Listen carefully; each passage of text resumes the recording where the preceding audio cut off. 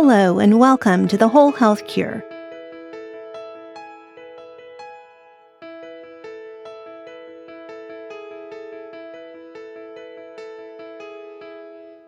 The power of food as medicine is an important pillar, and our guest today has led groundbreaking studies showing how powerful our food choices can be for our health. In this episode, we're going to talk about some surprising ways certain foods can aid in weight loss. I am honored to be joined by Dr. Neal Barnard, who's an adjunct professor of medicine at the George Washington University School of Medicine in Washington, D.C., and president of the Physicians Committee for Responsible Medicine. Dr. Barnard has led numerous research studies investigating the effects of diet on diabetes, body weight, hormonal symptoms, and chronic pain. His latest book is The Power Foods Diet, the breakthrough plan that traps, tames, and burns calories for easy and permanent weight loss. Dr. Barnard, welcome to the podcast. Well, thank you. It's great to be with you today. Yeah, the Physicians Committee has worked so hard for so many years, and I first just want to thank you for all the work you've done to improve medical knowledge, provide comprehensive nutrition information. I remember your PBS special on the Power Foods for the Brain about a decade ago, and I think it's one of the most impactful specials I've ever seen on PBS. So thank you for your long history of contributions to this field of food and medicine. Well, thank you. Hopefully much more to come. Yeah. Foods for weight loss. So this is really just fascinating research that you've done. Can you talk about how you kind of stumbled across these properties of food as power foods? Yeah, there's been really a shift in weight loss. We certainly know that losing unwanted weight is an important thing for so many people in order to reduce the risk of diabetes or cardiovascular disease or other problems. But there's been a real shift. It had been, well, you just need to cut calories, and hunger sort of prevented that from being very successful. And then the idea was, well, just don't eat carbs. And there are still some people who do that, but I would say the vast majority of folks have decided that avoiding fruits and starchy vegetables and rice and pasta is something that they don't feel a need to do. And so there's been a shift more toward what you're eating rather than how much. And so people have discovered, all right, more plant-based is better than an animal-based diet, more chickpeas, less chicken. But even within that, the latest thing that has come up, and that I'm hoping I captured in the Power Foods Diet, is that new research has really shown that there are certain foods that when you eat more of them, you lose weight. And that was there have always been inklings of this. And frankly, some of the research, I think many years ago, wasn't very reliable. If you eat X, you're going to lose weight. But in 2015, everything changed. And that was when Harvard University released a major study. They had more than 100,000 people. And they tracked what they ate and they tracked their weight. And they showed that the more their participants ate of certain specific foods, the more weight they lost in subsequent years. And that's just the opposite of what you'd think. You'd think, wait, I don't care what it is.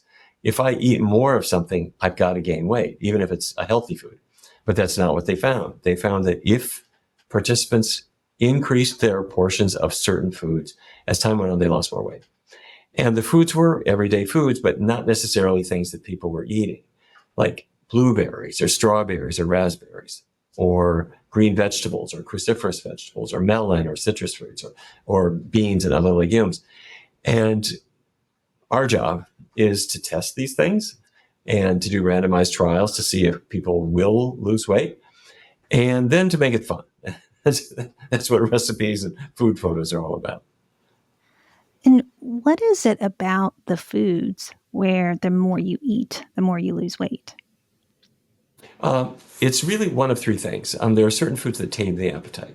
So when you eat what seems like a normal amount, when we actually measure, you've eaten a couple of hundred calories less. And there are a couple of ways that foods tame the appetite. The second thing is that there are what we call calorie trapping foods. So as they're going down your digestive tract, they're trapping calories you haven't absorbed yet, and the calories just go out with the waste. And you literally flush calories down the toilet, which is a wild idea that I don't think anyone's written about before, but I'd love to tell you about how it works. And then the third thing is that there are certain foods that increase the metabolism. And that's just a fancy way of saying that they make your body burn calories faster. More like you did when you were 16. And so foods have one of these three effects. Some of them have all three effects. And let's kind of loop back around to these because this is so groundbreaking and so powerful that I want to spend a little bit more time with each of these mechanisms. So, can you give an example of each of these foods and um, maybe how, for example, they get flushed out and how they boost metabolism? Yeah, the calorie trapping one is a particular. It's a very simple one, and I want to credit the researchers at Tufts University, which is in Boston. It's a great research university, and here's what they did: they brought in 90 people and research participants. Half of them they gave them white bread, the other half they gave whole grain bread, and the white bread people ate white rice, the foods where the fiber had been removed. Because what they were testing was, with the fiber in whole grain bread, the fiber in whole grain rice, brown rice, would it have a calorie trapping effect? What they did is they fed them these foods, and then they did something that my research team here is never going to do. They got stool samples from everybody. Yes, they did. And they kind of, let's say they analyzed them to see how much in the way of unabsorbed energy there was in their stuff. And what they discovered is that simply by this one change with the whole grain products, you could trap about 100 calories per day. So what's going on? Here's what's going on. This is not rocket science. Whole grain bread, the whole difference between that and white bread is fiber. When you chew up fiber, it breaks into a million sort of little sponges, microscopic sponges going down your digestive tract. And as they go down, they pick up calories you haven't absorbed. They carry them along your digestive tract. Out they go with the waste. You flush them down the toilet. Now, it's about 100 calories per day that one change leads to. And that's not huge, but we're going to add to it about 200 calories a day for appetite taming and about another 200 calories a day for the metabolism boosting. But the beauty of this is you put it together. You are never counting calories. You are never restricting portions. And it works even if you don't exercise. Now, let me say really quickly, exercise is great. I do it myself, and everybody who can should. But in our research studies, we don't allow exercise because that's a confounder. And we have to see just what happens if you're only changing an aspect of your diet. And we find that it works, even in the absence of exercise, which is great because, I mean, there are people where exercise isn't really possible for them in a meaningful way. I'm talking about people with significant disabilities or people with a whole lot of weight to lose. To be able to lose a big chunk of weight with a simple qualitative shift in diet is really an amazing gift for them. And how much fiber does a person need to trap the calories? And do they need it with every meal? Is it just with one meal? Well, you can do it at any meal, but my hope is that people do it with every meal. What fiber means in the United States is you go to the drugstore and you look up a bottle of some high fiber supplement, anyway, fiber is naturally in your foods. You shouldn't have to buy a bottle of it. And so there is fiber in order. The bottom one is the whole grains, which I mentioned. Above that, fruits, above that, vegetables, and the fiber champions of the entire universe are the bean group, beans, peas, and lentils. And so when these are foods that you eat, you're getting that effect. Fiber comes in two forms. The soluble fiber, which is in, say, oatmeal. You make up oatmeal, it's kind of mushy. It's the fiber dissolves in there, which is why it's sort of gummy. That has a special cholesterol lowering effect. Cool.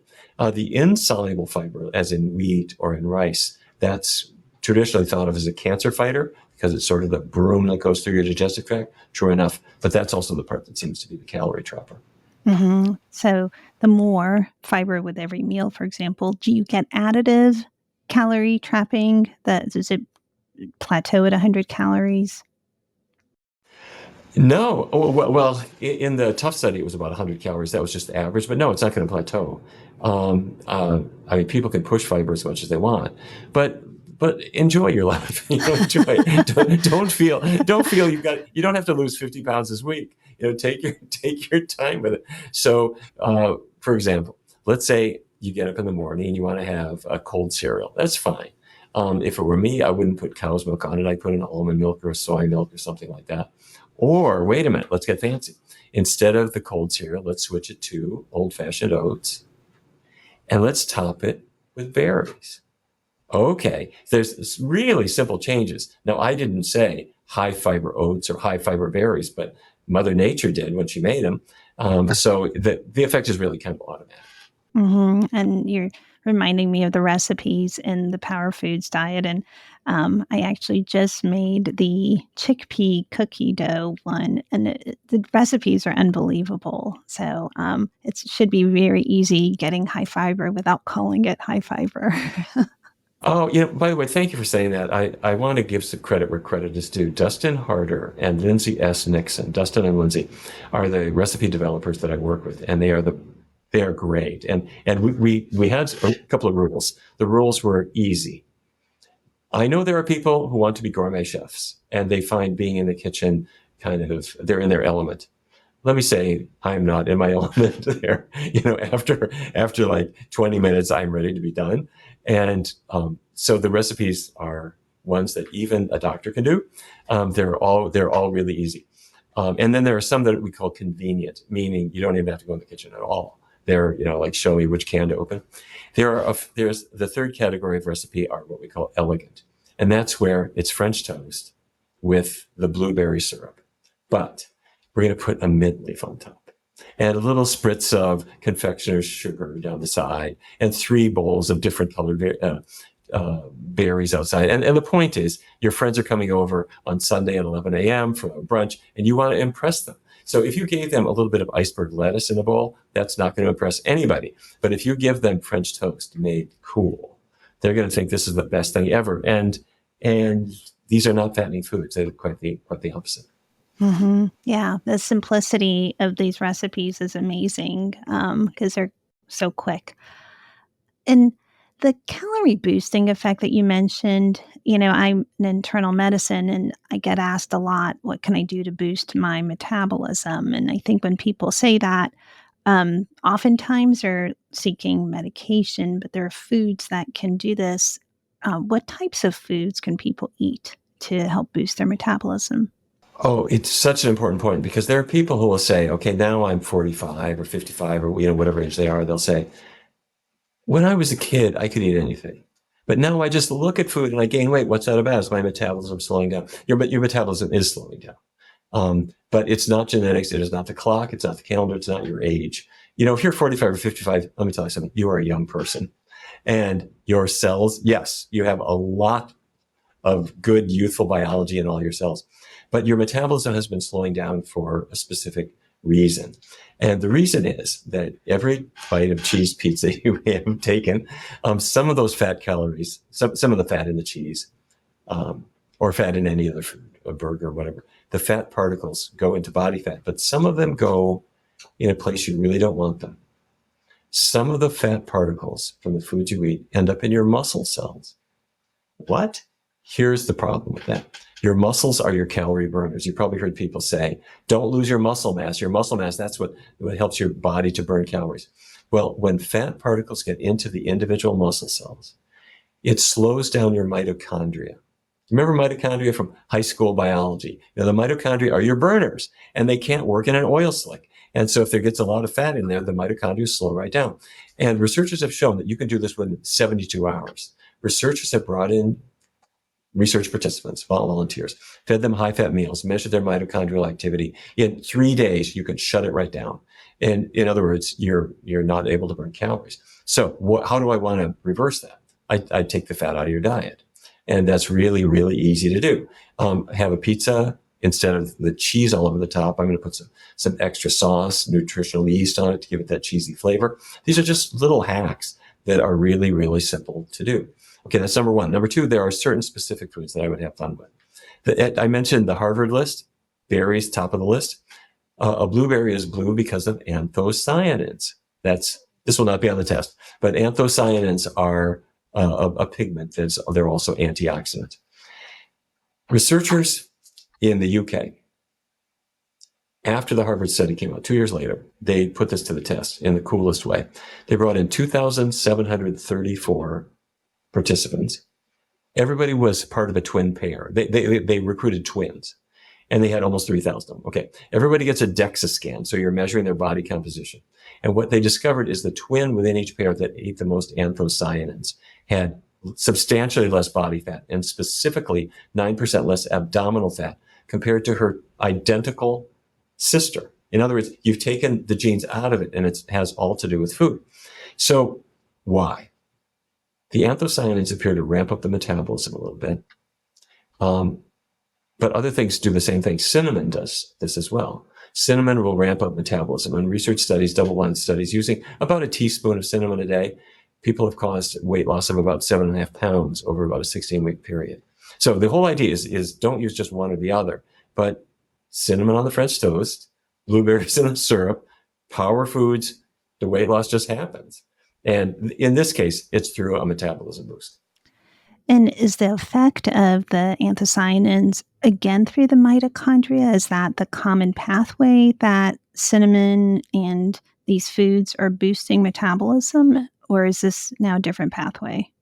Fantastic question. And let me differentiate what we know from what we think. What we know is that people who eat these foods tend to be skinnier.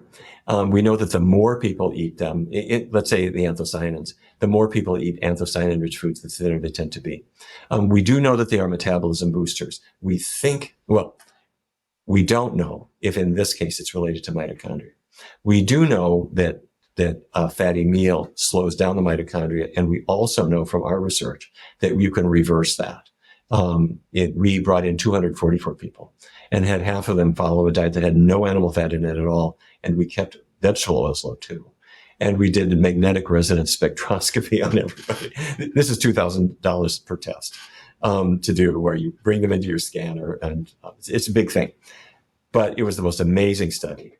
The amount of fat in their muscle cells it goes right down.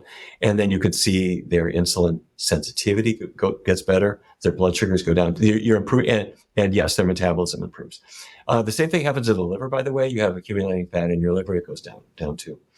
But the reason I'm hedging on this is that there are multiple mechanisms at work. And there's another one that researchers at Virginia Tech discovered, which is maybe the wildest thing I've ever seen. They said fatty foods will slow your metabolism, but by a completely different method, not just goofing up your mitochondria. Here's what it is. They said, you have bacteria in your gut, your microbiome. Some of those bacteria are friendly. Some of them are not so friendly. The not so friendly bacteria make a compound called endotoxin. It's a toxin. The bacteria make it. It's in your gut. But the good news is you're not absorbing it. It's just in your gut, and you eliminate it bit by bit. The Virginia Tech researchers said, what if fatty foods give you a sort of a leaky gut?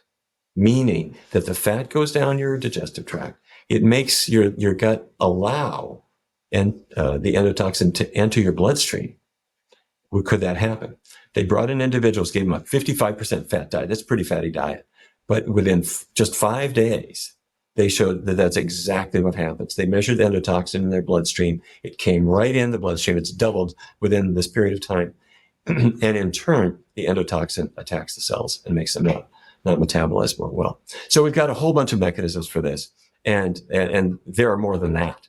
Hot peppers, the capsaicins in hot peppers ramp up thermogenesis and cause metabolism boost. So there are multiple mechanisms. And I say, what the heck, if I need to lose 120 pounds, let's turn them all on. Let's just turn on the switches. And you mentioned high-fat diets affecting mitochondria and endotoxin production.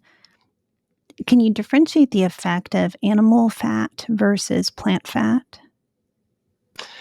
Yes, but I want us to be cautious about both, actually. And this comes from our diabetes research. Back in 2003, can't believe it's been that long, NIH started funding our diabetes work. And that was the first time we really did a large trial in people who had type 2 diabetes. And what we were tracking is, would getting the fat out of their diet get the fat, if it gets the fat out of their muscle cells, would their insulin start working better? And incidentally, this was the first time I ever saw diabetes go away, which when I was I don't know about you, when I was in medical school, I was taught that was impossible. And I saw that. And long after medical school, too, I will add. Yeah. Oh, my goodness Yeah. sakes. Well, I had a man, he was 35 years old. He'd had diabetes for 4 years. He was on metformin. His A1C was nine and a half. He came in, he went on a diet, no animal products, kept oils really low, and he lost about 60 pounds. His private doctor saw his blood sugars going down and said, "You've got to stop your diabetes medicines." They did. His A1C ended up at 5.3. And, which is not even pre-diabetes. And I was totally blown away. But now since that, this was 20 years ago. That was very controversial, the fact that it was even possible. But now, of course, you see it, we see it, where diabetes is no longer a one-way street. So anyhow, that's the great news. But what we have found is that you can turn this around by changing the diet and taking the fat out. Now, animal fat versus vegetable fat. At Yale University, our good friends in the Department of Endocrinology did a study where they brought in healthy, young, skinny people. They weren't overweight. They didn't have diabetes. They put in an IV and they ran fat into their veins. It was a lipid infusion. And what they found is that you could cause insulin resistance, which is the fat getting into the muscle cells and the muscle cells no longer responding. You could cause insulin resistance, not within years or months or weeks, but within hours. You could do it today with a lipid infusion. Okay, so then in follow-up, they said, well, let's, Michael Roden and his team, Michael was at Yale and then he went to Germany to do his, at the German Diabetes Center. He started using individual meals and showed you can do it with one single meal. But he did it with different kinds of fat, but you can even do it with organic canola oil. So don't get me wrong, vegetable fats are better than animal fats, but any kind of fat will do it. If you can induce insulin resistance within hours, can you reverse insulin resistance within hours? I think it takes longer. It starts within hours, but it takes longer.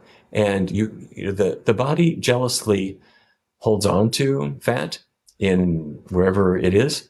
But what we do see when we bring in people for a diabetes trial, we're doing 2 of them right now, we warn them at the very beginning. We are serious about this. Our goal is to give you a powerful diet, and we get them prepared for a very rapid lowering of blood sugar, which of course they want. They can't believe it that it happens. But if they're on insulin and they're changing the diet at the same time, their blood sugar can drop really fast. And so you have to prepare them for it. You have to make sure their doctor is ready to back them off their insulin when they don't need it anymore, because the diet is going to replace it. And the fat, as you mentioned, it's very nuanced, right, beyond just vegetable versus animal, because there are some healthy foods that are high in fat that are really not as healthy as we think they are. Can you touch on foods that we should perhaps be avoiding that we think are health foods but are impeding our progress towards weight loss? Yeah, here I'm going to break the heart of many listeners. Yes, there are foods that we love that don't love us back, and we feel a bit betrayed. And at the top of the list is salmon. I'm going to say there are a lot of people who say, well, I don't eat red meat. I just have salmon. In fact, it's wild caught salmon that I bought at Whole Foods. And what you discover is that your weight loss just stops. It just stops. It really does. And this is not rocket science. If you look at Atlantic salmon, look at the label, it's 40% fat. And if it's Chinook salmon, it's 52% fat. Every fat gram has 9 calories in it. It is so fatty that it will fill you up. But by the time it fills you up, you've taken in a huge number of calories. You contrast that with, say, a bean dish. Beans are not 40% fat. They're 4% fat. Lots of fiber. And so the caloric load is quite different. Let me break your heart again. Avocados are terrific on toast. Oh no! Saturday morning with your latte. Avocado toast, the greatest thing in the world. However, the avocado didn't read the memo about fruit. Apples are low in fat. Bananas are low in fat. Oranges, all fruits are really low in fat. But the avocado is apparently an exchange student from the nut factory because it is really high in fat. Now, it's not a bad type of fat. It's mostly monounsaturated fats, kind of like olive oil. But by the time the avocado fills you up, because it's so fatty, you've taken in a lot of calories. I don't mean to say you can never have it, but if you're really trying to knock down your weight or reverse diabetes, or for that matter, reverse a hormonal condition like menstrual cramps or menopausal symptoms, it's good to avoid the fats. And maybe the last terrible thing to say is if you saw an advertisement saying that coconut oil has a wonderful mouthfeel and is terrific, a great natural fat, and it's organic, take that coconut oil and put it in your hair, shine your shoes with it, wax your car with it, but do not eat it, because coconut oil is really high in saturated fat. And no matter what they may claim, it does raise cholesterol, specifically LDL cholesterol, and palm oil does the same. And I'm sorry to say that these tropical oils, which are a complete exception when it comes to the botanical oils, they are heavily marketed as being healthy and natural and all this kind of stuff, but they're cholesterol raisers. Mm-hmm. And it seems like this is such an important point because, healthy fats have kind of been welcomed into a lot of dietary plans like Mediterranean diet, a lot of plant food diets. But the awareness that too much of even healthy fat can have adverse effects, I think is really such an important point, because that gets lost in kind of the conversations around, saturated fat versus unsaturated. Did a study, a crossover trial in 62 people who wanted to lose weight, and half of them went Mediterranean, half of them went on a low-fat vegan diet. And the Mediterranean diet is typically better than what most people have been doing because it's less meat, but still some. Less chicken, but still some. There's some fish, there's some dairy.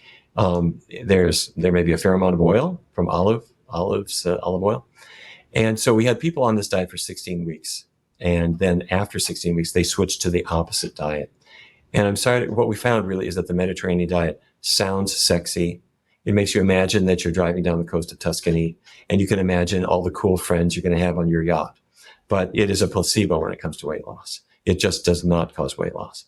The vegan diet does make you worry that you're going to have to acquire a taste for folk music to do this diet, but you soon discover that it's not so bad, and it causes weight loss really fast. At the 16-week point in this particular trial, when the vegans who had lost a bunch of weight had to start Mediterranean because of the research protocol, they wanted to quit the study. Because on the Mediterranean diet, we said, you have some chicken, have some fish. They said, I'm over that stuff. I've lost my taste for it and I don't want it. And they were regaining the weight they had lost. So we do not use the Mediterranean diet at all. Now, it's not all bad. The Mediterranean diet is better than the diet people were on before, but it does not cause weight loss unless you add a specific calorie restriction, which has nothing to do with the diet. Number two, it does not cause an LDL lowering. It will not improve your cholesterol to a significant degree, at least not in our hands. But third, it does lower blood pressure. We found a pretty good blood pressure lowering effect from Mediterranean diet, which I think is probably due to olive oil having polyphenols in it. I think that's what it is. So it's not all bad, but it's nothing like a truly plant-based diet. And the final thing I want to touch on is now the hottest area in weight loss, which is GLP-1 medications. If you run a primary care practice, you invariably get a lot of requests for these medications. The Power Foods diet and trying to lose weight through diet, how would you advise people to proceed? Well, they're an expensive synthetic for something that your body will do naturally. The retail price for Wegovy or Ozempic right now is about $15,600, at least here. And they do cause nausea and vomiting for some people, but not, for some people it's not so bad. Some people don't have such bad side effects. But the big problem with them is that although you might lose a significant amount of weight, everyone's different, but quite often it's quite noticeable. But it's not quite where you want to be. And then the weight loss plateaus. And so the patient says to the doctor, increase my dose because I'm not getting the effect. And the doctor sit and say, no, you've been on the maximum dose now for some weeks. And the patient gets upset and says, well, I want to quit it and try something else. At which point the doctor will say, no, don't stop it. Because if you stop it, you're going to regain all that weight. And the patient then says, wait a minute, are you telling me that for the rest of my life, I have to be paying for a drug just only to avoid weight regain?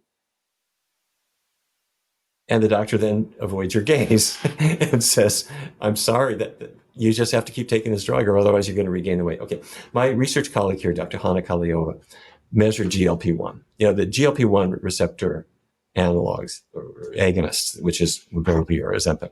They're mirroring something your body does naturally. Your gut makes GLP-1. It's there to turn down your appetite. And so my colleague Hanna Kaliova brought in individuals, fed them McDonald's burgers, and found you don't get any GLP-1 release from it. Why? The burger doesn't have any fiber. It doesn't have any complex carbohydrates, which are the GLP-1 trigger. She then brought people back in, gave them plant-based sandwiches, and bang, the GLP-1 levels went right up. So the point is, you don't need a prescription. You can do this naturally. Now, the GLP-1 elicited by foods it's more modest than the amount you're injecting with Wegovy. It is. But you're not going to release it at all unless you're eating the foods that are configured to do it. Now, don't get me wrong. You will fill up with McDonald's foods, but what you're filling up with you're feeling stomach stretch. You're feeling pain, but you have a normal way of turning down your appetite with the GLP-1 receptor in your brain that occurs before the point of pain.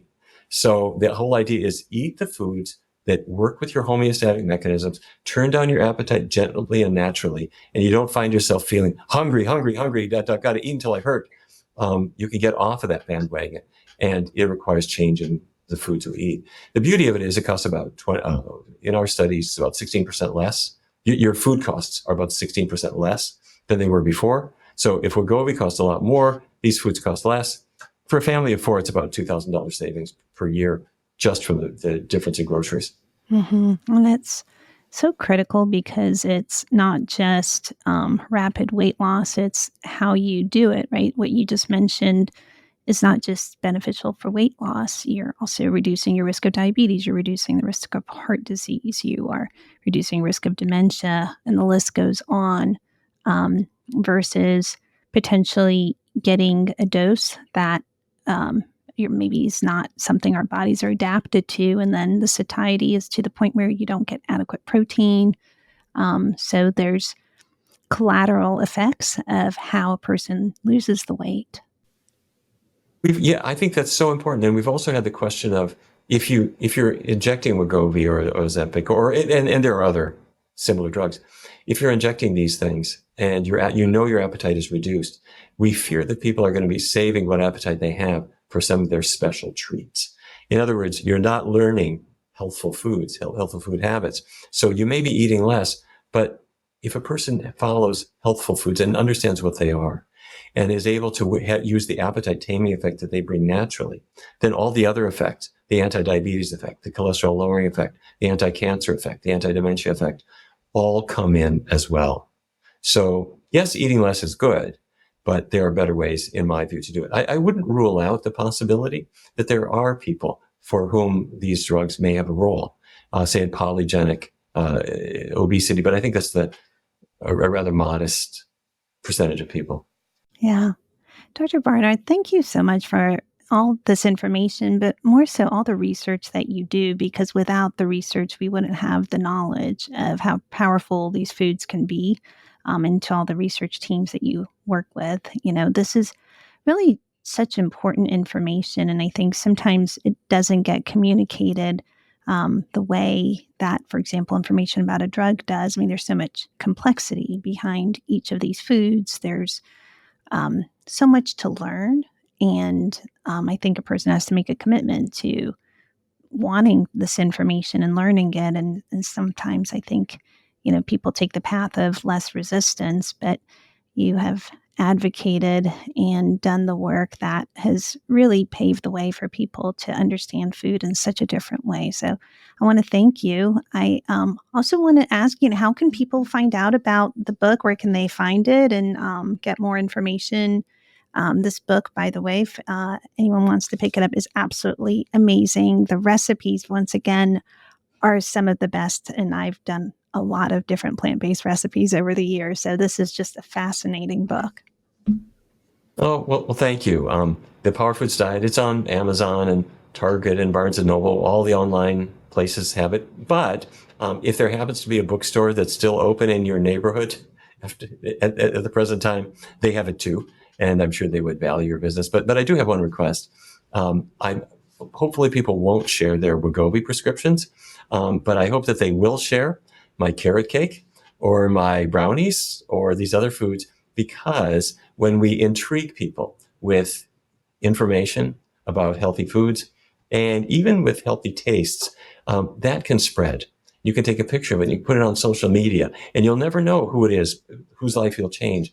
But it is incredibly empowering to discover that you have the ability in your own body to make changes that can really be dramatic and helpful and life-saving. So we want to share it. We don't want to just keep it to ourselves. Yeah, the kind of ripple down effect of making choices is amazing, and it works both ways. So, so Dr. Absolutely. Barnard, thank you so much. This is just great information. And once again, thank you for a lifetime of work that you've done, which is just groundbreaking. And thank you for all that you've done.